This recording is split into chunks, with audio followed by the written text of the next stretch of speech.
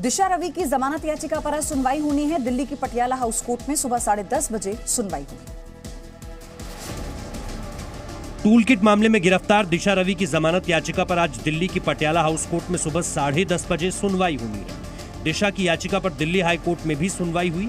इस दौरान कोर्ट ने कहा कि लोगों के निजता के अधिकार, अभिव्यक्ति की आजादी और देश की संप्रभुता अखंडता में संतुलन होना चाहिए। कोर्ट ने कहा कि इसमें कोई संदेह नहीं कि रेगुलेशन ऑफ कंटेंट पूरी दुनिया के लिए विवादित मुद्दा रहा है। भारत भी इससे अछूता नहीं है। दिशा रवि की ओर से दायर याचिका में कोर्ट से मांग की गई थी कि दिल्ली पुलिस को निर्देश दिया जाए कि वो एफआईआर से जुड़ी कोई भी जानकारी थर्ड पार्टी को ना दे, मीडिया को भी नहीं। हालांकि पुलिस ने इन आरोपों से इनकार किया है। याचिका में दिशा की ओर से कहा गया कि जांच की लीक हुई जानकारियों को लेकर दिल्ली पुलिस और मीडिया उन्हें जमकर निशाना बना रहा है। सुनवाई के दौरान कोर्ट ने दिल्ली पुलिस से कहा है कि वो कानून के मुताबिक प्रेस ब्रीफिंग कर सकती है। मामले की सुनवाई के बाद कोर्ट ने अगली सुनवाई 17 मार्च के लिए टाल दी है। आज नीति आयोग की गवर्निंग काउंसिल की अहम बैठक होने जा रही है। पीएम इस बैठक की अध्यक्षता करेंगे। आज नीति आयोग की गवर्निंग काउंसिल की अहम बैठक होने जा रही है। पश्चिम बंगाल की मुख्यमंत्री ममता बनर्जी और पंजाब के सीएम कैप्टन अमरिंदर सिंह की बैठक में शामिल होने की उम्मीद कम है। उनकी जगह पंजाब के वित्त मंत्री मनप्रीत बादल बैठक में शामिल होंगे। गौरतलब है कि प्रधानमंत्री मोदी की अध्यक्षता में होने वाली गवर्निंग काउंसिल में सभी राज्यों के मुख्यमंत्री शामिल होते हैं। आज इंडस्ट्री और निवेशकों के लिए चर्चा होगी, जिसमें नियम और शर्तें आसान बनाने पर फैसला संभव है। नीति आयोग की आज की बैठक में कृषि, बुनियादी ढांचा, विनिर्माण, मानव संसाधन विकास, जमीनी स्तर पर सेवाओं की आपूर्ति और स्वास्थ्य तथा पोषण पर चर्चा होना शामिल है। इस बार नीति आयोग की गवर्निंग काउंसिल की बैठक में पहली बार लद्दाख को प्रवेश मिलेगा। इसके अलावा जम्मू कश्मीर की भी केंद्र शासित प्रदेश के रूप में बैठक में भागीदारी होगी। जी न्यूज से खास बातचीत में गृह मंत्री अमित शाह ने कहा कि पश्चिम बंगाल में अभी तक कोई विकल्प नहीं था, लेकिन अब राज्य की जनता के पास सबसे पहला विकल्प है बीजेपी। पश्चिम बंगाल में इस साल होने वाले विधानसभा चुनाव में बीजेपी की कमान गृह मंत्री अमित शाह ने संभाल रखी है। गृह मंत्री अमित शाह ने जी न्यूज के editor in chief Sudhir Chaudhary से कहा कि बंगाल में इस बार परिवर्तन निश्चित है। देश का मूड बदल चुका है, अब बंगाल का मूड भी बदलेगा। बंगाल के अंदर सुशासन प्रस्थापित करना हमारा एजेंडा है और एक सरहदी राज्य है, बहुत बड़ा राज्य है और मोदी जी की विकास की ट्रेन जो चल पड़ी है इसमें जुड़ता भी नहीं है। 115 योजनाएं हैं केंद्र सरकार की सारी योजना के बीच में सबसे बड़ा रोड़ा तृणमूल कांग्रेस सरकार है। गृह मंत्री अमित शाह ने कहा कि बंगाल में तुष्टीकरण के खिलाफ जय श्री राम आज आक्रोश का नारा बन गया है। ममता बनर्जी ने तुष्टीकरण को बंगाल में चरम पर पहुंचा दिया है। जय श्री राम बंगाल के अंदर तुष्टीकरण की पॉलिटिक्स के खिलाफ आक्रोश है। यह नारा कभी नेता नहीं लगा सकते, नारा जनता लगाती है। अमित शाह ने कहा कि सोनार बांग्ला का मतलब बंगाल की अस्मिता को फिर से जगाना है, बंगाल को विकास के पथ पर तेजी से आगे लेकर जाना है। टीएमसी नेता अभिषेक बैनर्जी मामले में बंगाल की एक कोर्ट ने 22 फरवरी को पेश होने के लिए अमित शाह के खिलाफ समन जारी किया। ममता के भतीजे हैं अभिषेक बैनर्जी। पश्चिम बंगाल की विधाननगर स्पेशल कोर्ट ने गृह मंत्री अमित शाह को 22 फरवरी को पेश होने के लिए समन जारी किया है। ये समन टीएमसी सांसद और सीएम ममता बनर्जी के भतीजे अभिषेक बनर्जी के मानहानि मामले में भेजा गया है। कोर्ट ने अमित शाह से कहा है कि या तो वो खुद कोर्ट में हाजिर हों या अपना वकील भेजें। 11 अगस्त 2018 को कोलकाता की एक रैली के दौरान अमित शाह के बयानों पर आपत्ति जताते हुए अभिषेक बनर्जी ने अमित शाह के खिलाफ मानहानि का केस दर्ज कराया था। अमित शाह ने उस रैली में कहा था कि ममता जी के राज में नारदा, शारदा, रोज वैली, सिंडिकेट, भतीजा करप्शन हुए। अमित शाह ने गुरुवार को दक्षिण 24 परगना में ममता बनर्जी और अभिषेक बनर्जी पर हमला जारी रखा, जिसके बाद ममता बनर्जी ने भी अमित शाह को चुनौती देते हुए कहा है कि दम है तो मेरे भतीजे के खिलाफ चुनाव लड़कर दिखाएं।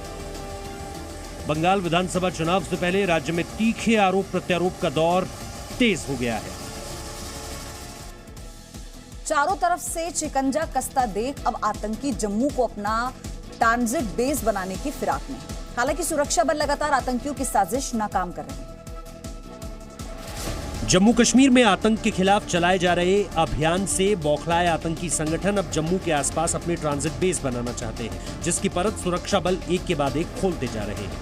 बात करें तो डीजीपी ने भी ये माना कि जम्मू को जो है अब लोग मिलिटेंट्स जो है वो एक जो है बेस बनाना चाह रहे हैं, ताकि हथियारों की कमी जो मिलिटेंट्स को कश्मीर घाटी में हो रही है वो जम्मू में डंपिंग ग्राउंड बनाई जाए। रियासी जिले के एसएसी रश्मि वजीर के मुताबिक समर्पण कर चुके आतंकी समर्थकों पर तो नजर रखी ही जा रही है, नए बन रहे समर्थकों पर भी पैनी नजर रखी जा रही है। OGWs जो हैं, ओवरग्राउंड वर्कर्स जो हैं, रियासी में काफ़ी ज़्यादा हैं नंबर में, तादाद में, लेकिन हमने इनकी एक्टिविटीज़ जो है वो सर्विलेंस पे रखी हुई। सुरक्षा बलों के बढ़ते दबाव की वजह से आतंकवादी जम्मू को अपना बेस बनाकर आतंकवाद फैलाना चाहते हैं। सुरक्षा बलों ने कश्मीर में आतंकवाद की कमर तोड़ दी है। आतंकी गतिविधियां चलाने के लिए कश्मीर में अब कोई आतंकी कमांडर नहीं बचा है, जिसके बाद आतंकी समूह पाकिस्तान के इशारे पर नए इलाकों में आतंकी तैयार करने की साजिश रच रहे। यूपी पुलिस ने उन्नाव कांड का पर्दाफाश करने का दावा किया। मामले में 2 आरोपियों को गिरफ्तार किया गया। यूपी में उन्नाव कांड का पुलिस ने पर्दाफाश करने का दावा किया है। पुलिस ने साजिश को एक तरफा मोहब्बत में अंजाम दिया गया करार दिया। नंबर नहीं देने से नाराज आरोपी ने उसकी हत्या का प्लान बनाया। पुलिस ने 2 लोगों को गिरफ्तार किया है। पुलिस के मुताबिक आरोपी विनय ने एक नाबालिग के साथ मिलकर इस साजिश को अंजाम दिया। आरोपी विनय ने पानी में कीटनाशक मिलाकर पिलाया था। वो अपने साथ चिप्स का पैकेट भी लेकर आया था, जो पुलिस को कॉम्बिंग के दौरान मिला था। विनय के द्वारा पूरे घटनाक्रम का खुलासा किया गया है। उसके द्वारा कन्फेशन किया गया है। उसके कन्फेशन के मुताबिक लॉकडाउन के समय से इनमें से एक बच्ची के साथ अच्छी दोस्ती हो गई थी। पुलिस के मुताबिक लॉकडाउन के दौरान तीनों लड़कियों की आरोपियों से दोस्ती हुई थी। एक लड़की ने प्रपोजल ठुकरा दिया था, मोबाइल नंबर भी नहीं दिया था, जिसके बाद से ही आरोपी बदला लेने की फिराक में था। कांग्रेस आज झारखंड के हजीराबाद में ट्रैक्टर रैली करने जा रही है, जिसमें हजारों किसानों के शामिल होने का दावा किया गया। कांग्रेस झारखंड के हजारीबाग में आज ट्रैक्टर रैली करने जा रही है, जिसमें हजारों ट्रैक्टरों के शामिल होने का दावा किया जा रहा है। साथ ही हजारीबाग के गांधी मैदान में किसानों की विशाल सभा का भी आयोजन रखा गया है। गौरतलब है कि चतरा, गिरिडीह, रांची, कोडरमा की ओर से आने वाली सड़कों पर विशेष सतर्कता बरती जा रही है। हजारीबाग पुलिस और प्रशासन ने ट्रैफिक इंतजाम को दुरुस्त करने के लिए पूरी तैयारी कर ली है।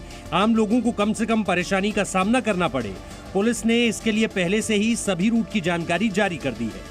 पुलिस के मुताबिक इस बात का भी ख्याल रखा गया है कि गांधी मैदान में ट्रैक्टर किसी एक मार्ग से न पहुंचकर अलग अलग मार्गों से पहुंचे, ताकि जाम के हालात पैदा न हो सके। रैली में कांग्रेस के कई दिग्गज नेताओं के शामिल होने की भी उम्मीद है। हजारीबाग को झंडों, बैनर और पोस्टर से पाट दिया गया है। जगह जगह तोरण द्वार लगाए गए हैं। देर शाम तक कांग्रेस कार्यालय में आयोजन को लेकर समीक्षा बैठक की गई। कार्यकर्ताओं को उनके कद के हिसाब से काम का भी बंटवारा किया गया है। यूपी के मुजफ्फरनगर में आज कांग्रेस नेता प्रियंका गांधी वाड्रा किसान पंचायत करने जा रही हैं। प्रियंका कृषि कानूनों के विरोध में किसानों को संबोधित करेंगी। यूपी के मुजफ्फरनगर में कांग्रेस महासचिव प्रियंका गांधी की पहली रैली आज होने जा रही है। किसान पंचायत के नाम से होने वाली इस रैली की तैयारी कर ली गई है। रैली में किसानों को लाने के लिए बसों का इंतजाम किया गया है। दोपहर 12 बजे मुजफ्फरनगर के कल्याणकारी इंटर कॉलेज में किसान पंचायत का आयोजन किया गया है। कांग्रेस लगातार पश्चिमी उत्तर प्रदेश में अपना आधार मजबूत बनाने की कोशिशों में जुटी हुई है। मुजफ्फरनगर का यह इलाका 2014 के बाद से ही बीजेपी के साथ बना हुआ है। इन इलाकों में कांग्रेस किसान पंचायत के जरिए इलाकों में अपनी पकड़ मजबूत बनाना चाह रही है। मुजफ्फरनगर के बाद प्रियंका गांधी 23 जनवरी को मथुरा में भी किसान पंचायत को संबोधित करने वाली। कांग्रेस के प्रचार के लिए हार्दिक पटेल और नवजोत सिंह सिद्धू समेत कई राज्यों के नेताओं को मैदान में उतारने की तैयारी है। किसानों को एकजुट करने के लिए कांग्रेस ने बीजेपी की तर्ज पर ब्लॉक स्तर पर तैयारी शुरू कर दी है। प्रियंका गांधी सत्ता में आने पर तीनों कृषि कानून रद्द करने की बात कह चुकी है। आज यूपी के प्रयागराज में आरएसएस प्रमुख मोहन भागवत गंगा को लेकर महामंथन करने जा रहे हैं। इसमें गंगा किनारे रहने वाले 750 प्रतिनिधि शामिल होंगे। यूपी के प्रयागराज पहुंचे संघ प्रमुख मोहन भागवत आज समग्र गंगा कार्यक्रम की शुरुआत करेंगे। 2 सत्रों में होने वाली बैठक की शुरुआत सुबह 9 बजे दीप प्रज्वलन के साथ होगी। अंतिम सत्र की बैठक के दौरान मुख्यमंत्री योगी आदित्यनाथ भी संघ प्रमुख से भेंट करने प्रयागराज आ सकते हैं। बैठक में गंगा की निर्मलता और अविरलता को लेकर चर्चा की जाएगी। बैठक में गंगा नदी से सटे 5 राज्यों के करीब 750 से ज्यादा कार्यकर्ता शामिल होने जा रहे हैं। कार्यक्रम में गंगा समग्र द्वार के किए गए कार्यों की भी समीक्षा की जाएगी। आपको बता दें कि गंगा समग्र आरएसएस का ही एक संगठन है। गंगा की अविरलता और निर्मलता के लिए लोगों को जागरूक करने के लिए 2011 में गंगा समग्र का गठन किया गया था और यह पूरा कार्यक्रम माघ मेला क्षेत्र में विश्व हिंदू परिषद के शिविर में होगा। आरएसएस प्रमुख मोहन भागवत ने शुक्रवार को पवित्र त्रिवेणी पर गंगा पूजन, आरती और दीपदान किया। Presenting B News app available on Google Play and App Store. Download it now.